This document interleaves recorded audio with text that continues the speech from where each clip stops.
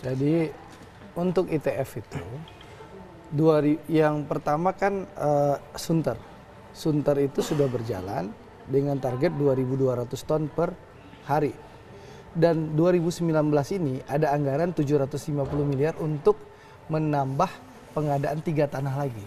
Jadi targetnya sebelum Bantar Gebang selesai 2021 minimal 1 dan 2 itu sudah bisa selesai. Tapi totalnya dari 4 ITF itu ditargetkan oleh Pak Gubernur Anies Baswedan itu 4-4-nya akan selesai di 2022. Jadi intinya apa? Pemerintah Anies Baswedan sudah bersiap untuk soal kalau kontrak Bantar Gebang itu habis. Tapi Meskipun cuma baru 2% loh Bang, tadi kata Bang Rian Bang. Baru 2% kok. Ini Faktanya data dari dalam dinas sendiri. Ini progres sedang berjalan. 2%. Memang targetnya 2021 dan 2022 selesai. Jadi tahun ini saja pembelian 3 tanah lagi ada di Cakung Cilincing, Jakarta Utara, Rawabuaya di Jakarta Barat, lalu di Jakarta Selatan. Jadi 3 pengadaan tanah tahun ini selesai nih. Jadi tambah Sunter jadi 4. Kalau 4 kali 2.200 berarti ada 8.800 ton sampah Jakarta bisa di cover. Ini sangat membantu meringankan beban dari Bantar Gebang. Lalu untuk Bantar Gebang sebentar. 25 Maret kemarin sudah berjalan pembangkit listrik yang sudah dilakukan bersama-sama BPPT. Jadi 20 juta ton sampah yang ada di Bantar Gebang akan dibakar untuk menghasilkan 400 listrik per kWh per jam. Jadi intinya pemerintah sudah bekerja. Tapi memang Mas Anies ini memang dari awal ditarget gitu loh. Bayangkan baru dilantik jadi gubernur kata-kata pribumi saja dihabisi gitu loh. Dibully, dimaki. Oh itu jelas sebentar, Indonesia sudah selesai masalah pribumi lagi. Jadi memang siapa ini pakai orang pribumi, ini masih mental company kalau masih pakai kata ini pribumi. Kita tidak berbicara masa lalu, kita berbicara Jakarta. Memang orang dari awal ini ditarget. Karena memang ada yang nggak puas. Jadi ada orang yang merasa kalah. Tapi 2 tahun memang kurang cukup Bang. 2 tahun tadi kan itu jadi yang Bang Andre bilang ini angka 2 tahun jelas, bagus. Tapi di mana yang 2 tahun itu jelas kerjanya. Ya, bayangkan masalah yang ditinggalkan oleh Ahok ya. Reklamasi kita tahu ada 4 pulau reklamasi di Saman. Rian Ernest menikmati fasilitas sebagai tangan kanan Ahok di Balai Kota.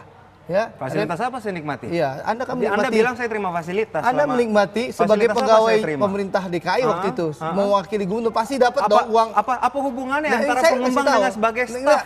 Ini fitnah macam apa lagi? Anda menikmati. Nah, coba Anda koreksi tadi apakah saya menikmati fasilitas? Saya nggak tahu, Bang Tigor juga lawyer. Itu satu. Yang kedua, sebentar. Oke, baik. Saya selesaikan. Rian Ernest selama mendampingi Ahok di Balai Kota, ya di Balai Kota, Rian Ernest sih mendampingi Ahok loh, pegawainya Pak Ahok di Balai Kota waktu itu, membantu Pak Ahok.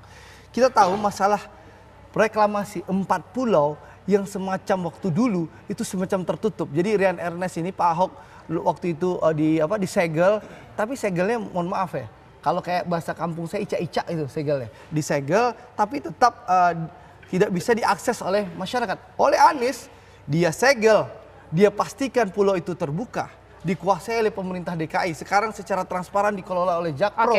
Sebentar, ya. Durasi lumayan lama. Kita balas fitnahnya kapan? 35%. Lokasi ini diserahkan ke pengembang sesuai aturan dan hukum yang berlaku. 65% lagi dipakai oleh dari pemerintah DKI. Itu diselesaikan oleh Anies Baswedan. Oke, silakan Bang Rian. Simpel saja. Secara transparan diselesaikan. Simpel saja. Kalau bicara transparan, zaman Pak Gubernur terdahulu sebenarnya bagus. Sudah ada praktek-praktek baik, misalnya transparansi proses pengambilan kebijakan.